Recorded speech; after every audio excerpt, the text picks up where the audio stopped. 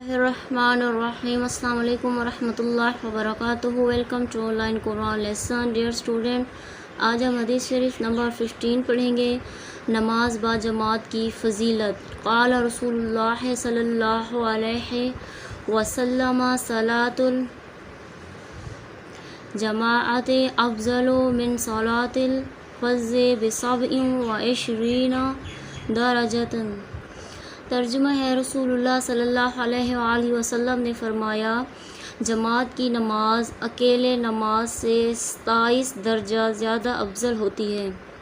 درس نصیحت ہے، مردوں کے لیے نماز جماعت سے پڑھنا نہایت ضروری ہے.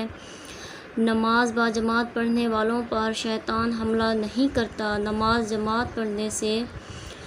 جماعت سے پڑھنے والوں کے لیے فرشتے یوں دعا دیتے ہیں: اللہم صلی علیہ، یا اللہ اس پر خاص رحمت نازل فرما.